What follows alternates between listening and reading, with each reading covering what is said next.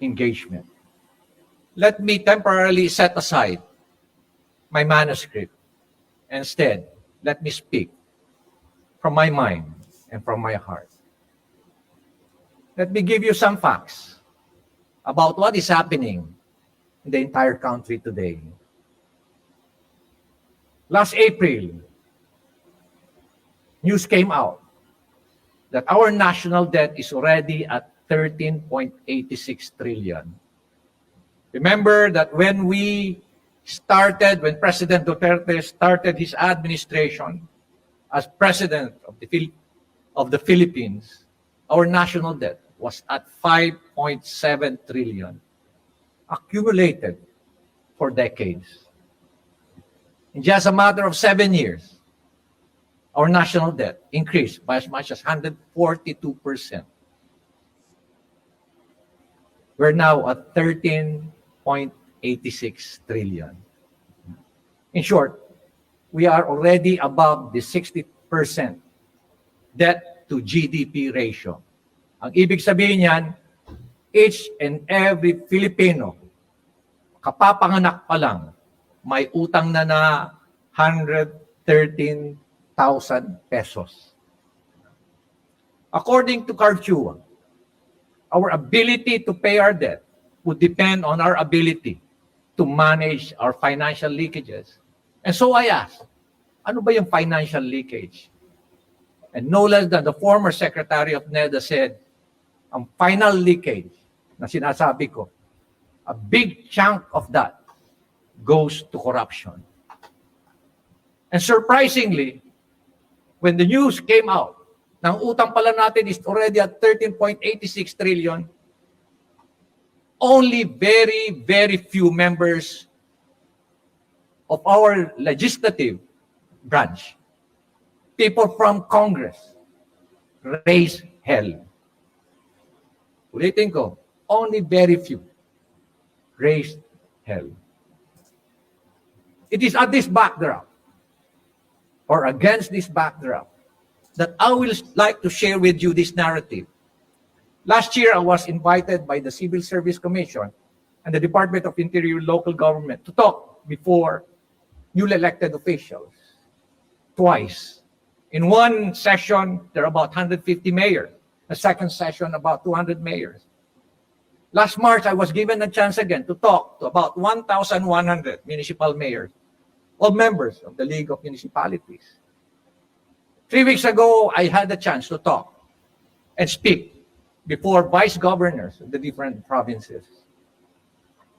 In all occasions, my topic was technology and governance. Basically, how do you use technology in enhancing the way we govern, the way we process,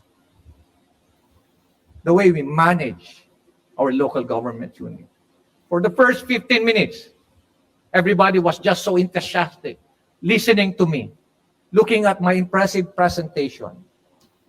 And then I start talking about good governance. I start talking about traditional politics. I start talking about corruption and its direct correlation with poverty. And when I start doing that, they also start looking at their cell phones.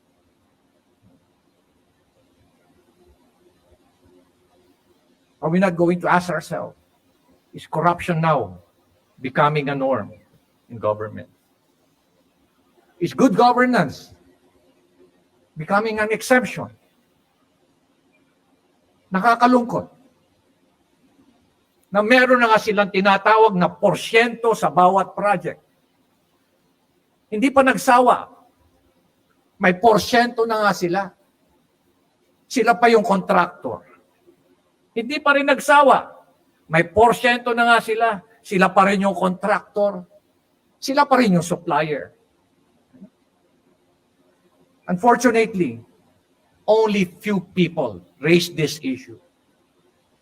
Tayo sa Philippine National Police, I've been talking to your CESPO, Louis Makilan, and all the other RESPO. When they visited me 2 weeks ago, that was about 3 weeks ago, we are willing to give or contribute a reasonable percentage of our pension plan or of our pension engagement.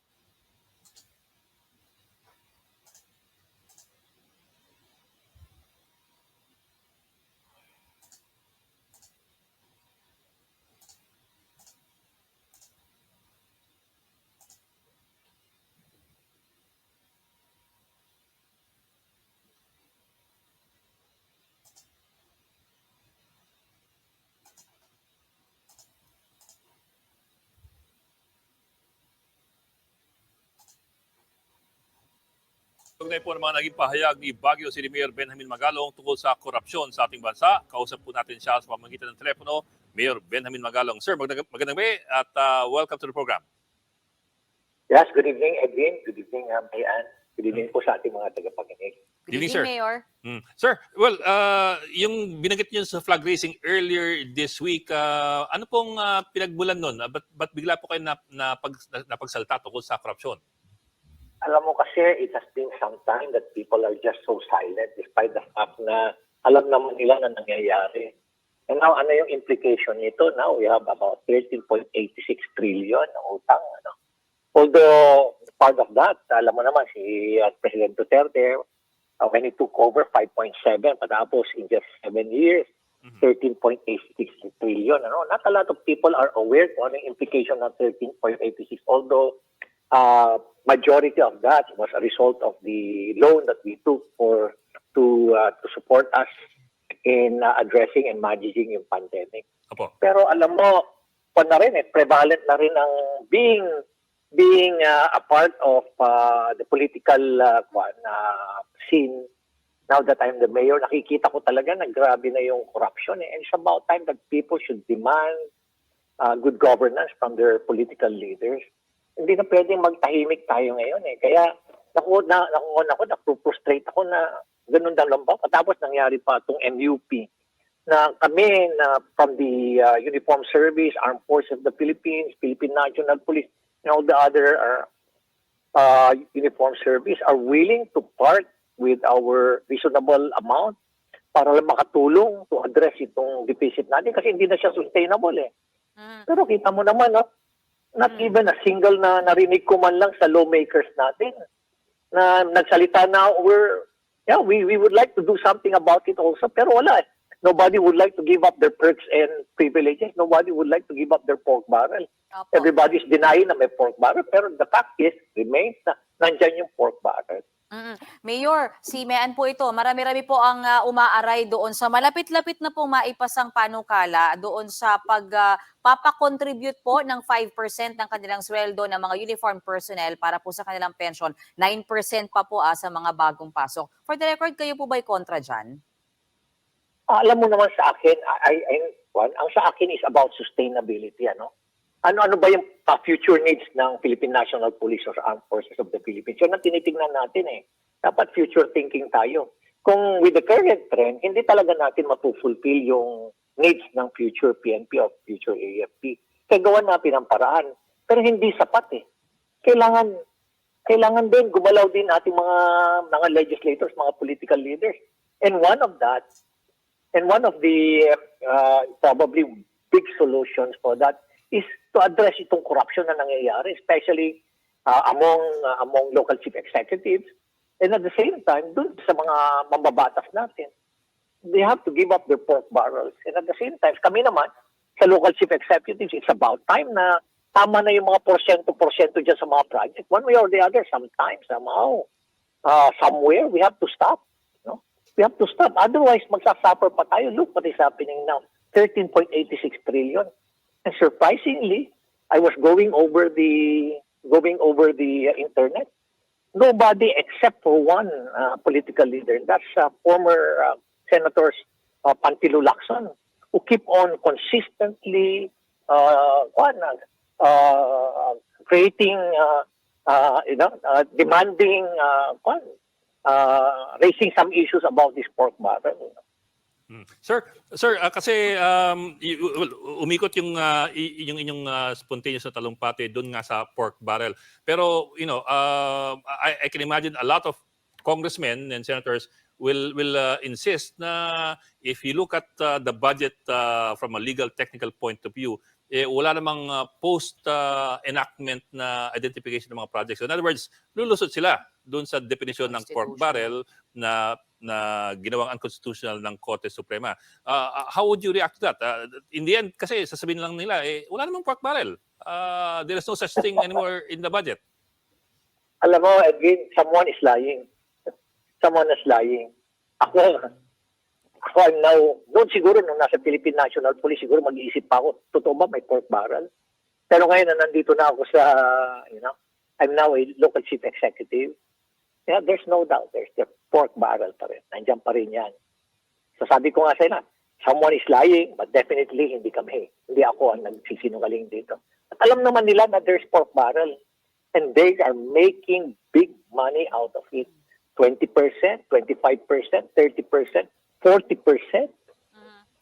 40%, they get 40%, and that amounted to billions of, hindi millions of pesos yung pork barrel na yan. Billions of pesos yan. Clearly, Mayor, you're calling for good governance, pagtanggal ng pork barrel, pero kung kayo po masusunod, ano pong paraan ang gagawin nyo para masugpo pa po ang korupsyon sa ating bansa? Well, it's about time na we have to raise awareness. Yung muna ang gagawin namin, raise awareness against corruption. Yun na lang muna. People should be made aware of the ill effects of corruption. It's direct correlation with poverty. Alam mo, reduced incomes. The poor are the most affected. Reduced incomes, it affects educational, social services, at health services. At sinong vulnerable dito? Hindi ba yung may mga mahihirap? So, it's about time. And hopefully, it will become a movement. Yes, sir. Kaya nga, sa amin, sa siyudad ng Baguio, formerly, our slogan was good governance beyond politics. Now, we're changing it. It's now good governance, but let's get involved. That's the reason for that is we'd like first to raise awareness. Hopefully, it will become a movement. And that's the only way we will be able to save this country. Sir, pahabol na ako ng tanong sa huling bagay ng talumpati nga ninyo, binanggit niyo yung MUP pension, yung Military and Uniform Personnel Pension.